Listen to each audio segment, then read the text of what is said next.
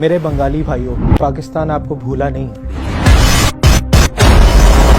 ہم اس چیز کو بالکل برداشت نہیں کریں گے کہ بنگلہ دیش کی طرف کوئی میلی آنکھ اٹھا کر دیکھے.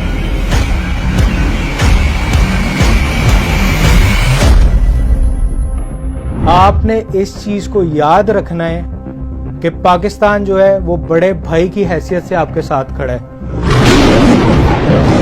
کوئی آپ کا پانی نہیں بند کر پائے گا، کوئی آپ کی طرف میلی آنکھ اٹھا کر نہیں دیکھ سکتا. یہ مشرقی اور مغربی پاکستان کے مسلمان ہی تھے جنہوں نے ان برہمن سامراج کا سینہ چیڑ کے بیچ میں سے پاکستان نکالا.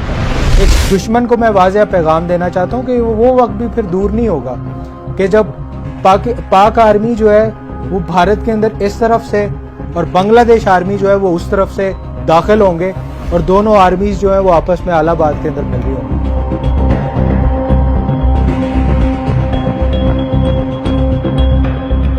بنگلہ دیش سے میرے بھائیوں بہنوں اور بزرگوں السلام علیکم.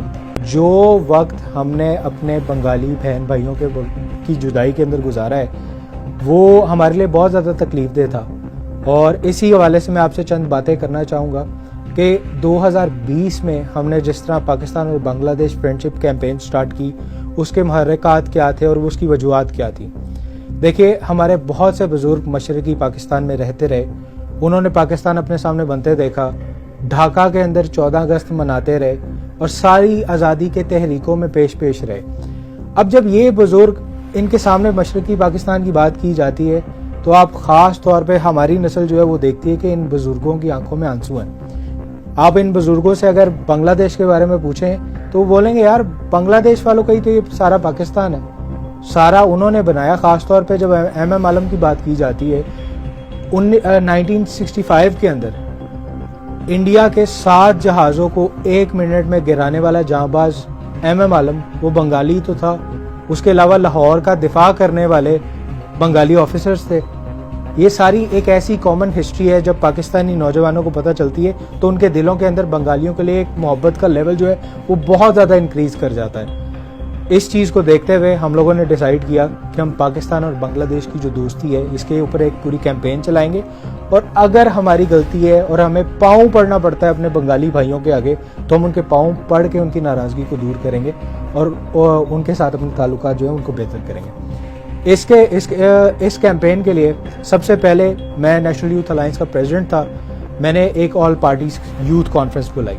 اس میں پاکستان کی تمام سیاسی، سماجی، مذہبی تمام یوتھ لیڈرشپ جو تھی، چاہے وہ کسی بھی فیلڈ سے اس کا تعلق تھا، میں نے ان کو انوائٹ کیا. سنگل پوائنٹ ہمارا ایجنڈا تھا کہ بھائی بات یہ ہے ہمارے بزرگان جو ہیں وہ افسردہ ہیں، تو ہم نے ان سارے معاملات کو دیکھتے ہوئے پاکستان اور بنگلہ دیش کو قریب لے کے آنا ہے، ان کی دوستی کو آگے جو ہے وہ پروموٹ کرنا ہے. اس حوالے سے اس کانفرنس کے اندر ہمارے ساتھ بنگلہ دیش سے بھی بہت سے اسٹوڈنٹ، جرنلسٹ، اور پاکستان کے اندر تو اوبویسلی سارے یوتھ لیڈرز بیٹھے ہوئے تھے. ہم نے یہ کانفرنس کنڈکٹ کی، اس میں قرارداد پیش کی، اور اس قرارداد کے اندر ہم لوگوں نے خاص طور پہ یہ منظوری، پورے ہاؤس نے اس چیز کی منظوری دی کہ ہم نے پاکستان اور بنگلہ دیش کیمپین پہ کام کرنا ہے. اس ایونٹ پہ ہمیں میڈیا کوریج بھی بہت زیادہ ملی اور کافی زیادہ ہم لوگوں کو اس ایونٹ کی وجہ سے ہائپ ملی. لیکن سب سے مزیدار بات جو ہے وہ اس ایونٹ کے بعد جو ہوئی وہ یہ تھی کہ اس ایونٹ کے ختم ہونے کے بعد، اپلوڈ ہونے کے بعد، میڈیا کوریج کے بعد 2 سے 3 دن بعد مجھے میرے ای میل پہ، پارٹی کے ای میل پہ، واٹس ایپ پہ 20 سے 30 ہزار بنگالیوں کی طرف سے میسیجز آئے جو اس کاز کو سپورٹ کر رہے تھے. میں نے اپنی طرف سے 1 قدم بڑھایا اور بنگالیوں کی طرف سے میری طرف 20,000 قدم بڑھے. میری خوشی کی کوئی انتہا نہیں تھی. میں نے سارے دوستوں سے ڈسکس کیا، تمام بنگالیوں کو جواب دیا، ان کو آن بورڈ لیا، اور پھر ہم لوگوں نے یہ ڈیسائیڈ کیا کہ ہم آل انڈیا مسلم لیگ کا جو ہے وہ یوم تاسیس منائیں گے. وہ ظاہر ہے فرسٹ کانفرنس ہم لوگوں نے نومبر 2021 کے اندر کی تھی، اور سیکنڈ کانفرنس جو ہے وہ ہم لوگوں نے 2 جنوری 2022 کے اندر ہم لوگوں نے اناؤنس کر دی. اناؤنس کرنے کی دیر تھی، ایونٹ کا دن آتا ہے. آپ اندازہ نہیں کر سکتے اس چیز کا کہ اس ایونٹ کے دن پہ لیفٹ رائٹ جتنے اس ہال کے قریب کالجز، یونیورسٹیز تھی، وہاں سے اتنی بڑی تعداد طلبہ کی نکل کے उस सेमिनार हॉल में आई, उन सब ने पाकिस्तान के, बांग्लादेश के झंडे पकड़े हुए थे। और इन दी एंड इवेंट स्टार्ट होने से पहले एक वक्त ऐसा आया कि मुझे दरवाजे बंद कराने पड़े, क्योंकि वो क्राउड जो था वो उस हॉल की कैपेसिटी से बहुत ज़्यादा था। उस इवेंट के अंदर गवर्नर पंजाब ने शिरकत की। पाकिस्तान बनाने में हमारे भाई बंगाली जो हैं वो पेश पेश थे, और हम आज भी उनके साथ इतनी ही मोहब्बत करते हैं, प्यार करते हैं, जितना जब हम पाकिस्तान बना रहे थे और हर तरफ नारे गूंज रहे थे कि पाकिस्तान का मतलब क्या, ला इलाहा इल्लल्लाह।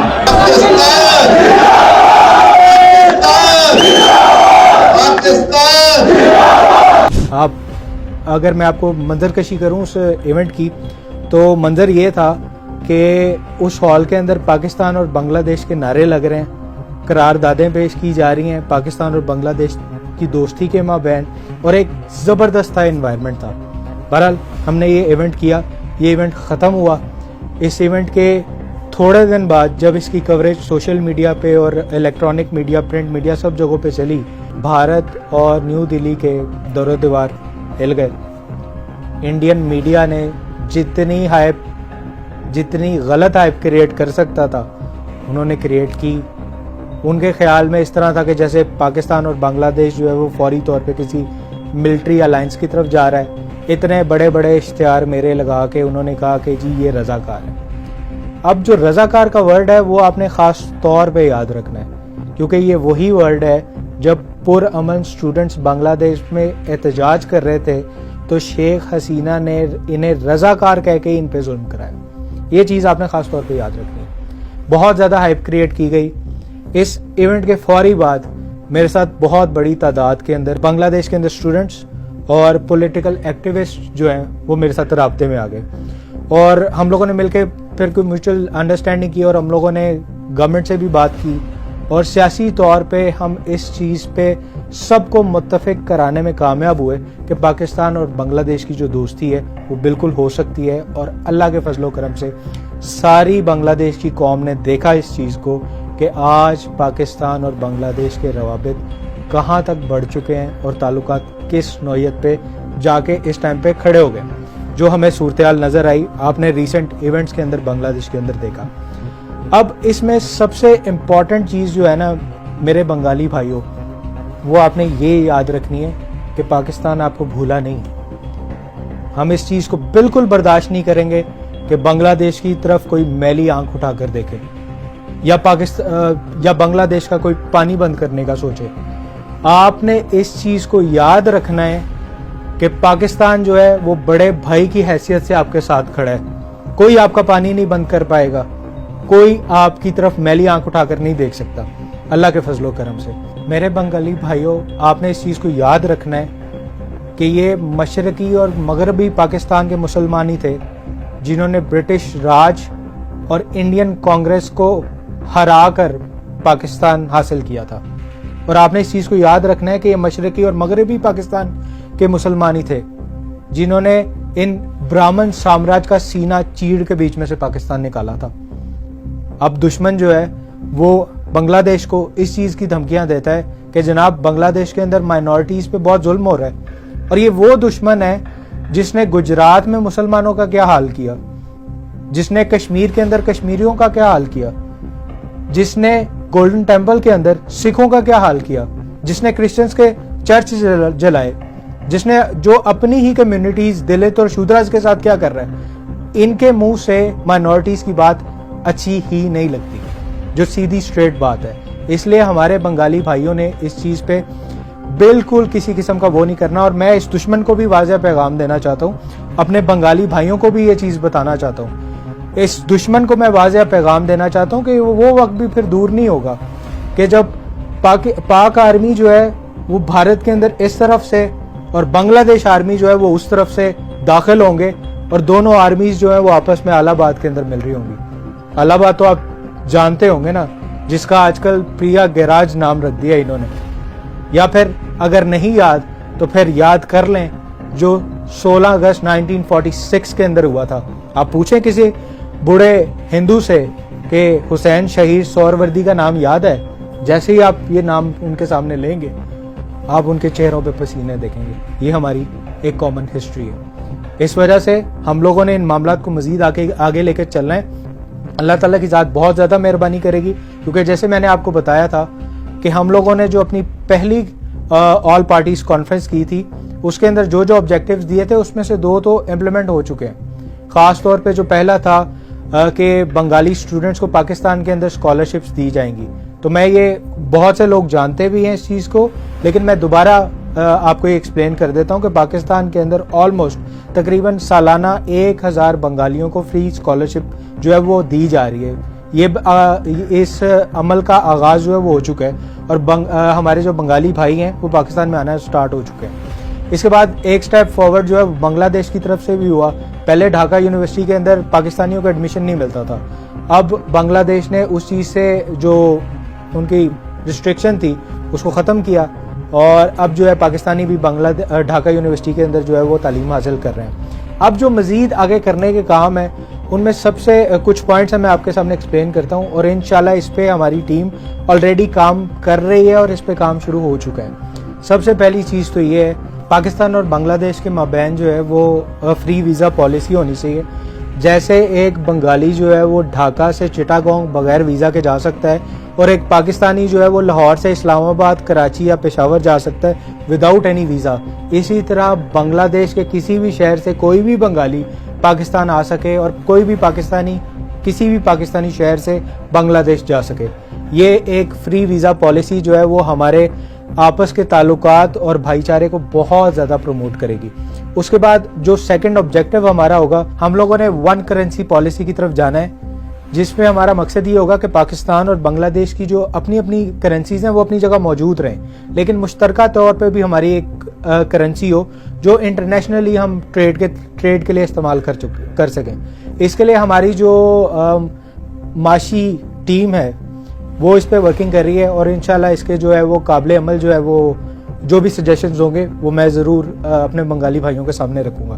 اس کے بعد تیسری اور سب سے امپورٹنٹ چیز جو ہے وہ پاکستان اور بنگلہ دیش کے مابین جو ہے وہ ملٹری الائنس کا قیام ہے, جس کے تحت پاکستان اپنی ایک ملٹری بیس جو ہے وہ بنگلہ دیش میں جا کے بنا لے اور بنگلہ دیش اپنی ایک ملٹری بیس جو ہے وہ پاکستان میں آ کے بنا لے.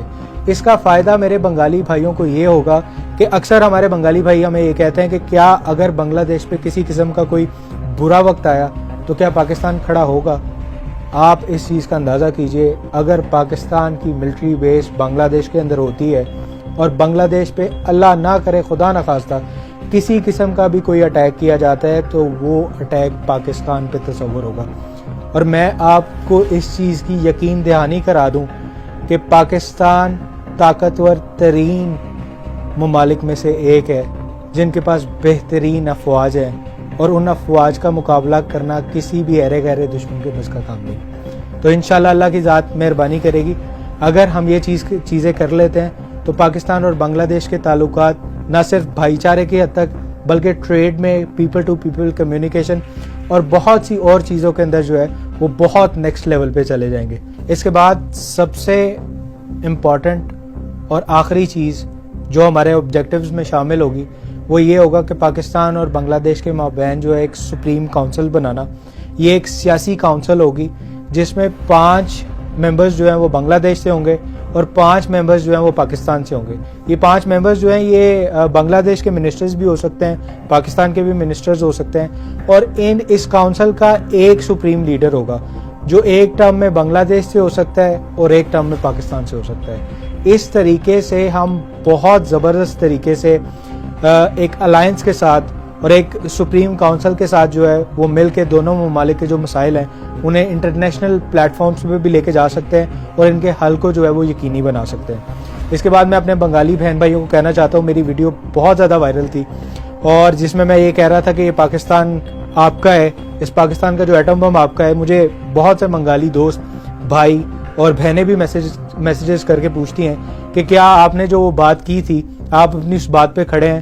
تو ہم 100% اپنی اس بات پہ کھڑے ہیں, اور جو نکات جو آبجیکٹیوز میں نے آپ کے سامنے پیش کیے, اگر تمام قوم بنگالی اور پاکستانی قوم مل کے ان آبجیکٹیوز پہ کام کریں تو میرا نہیں خیال اس خطے کے اندر نہ صرف مسلمانوں کی بلکہ ہم انسانیت کے لیے بھی بہت بڑا اپنا ایک کردار ادا کر سکتے ہیں.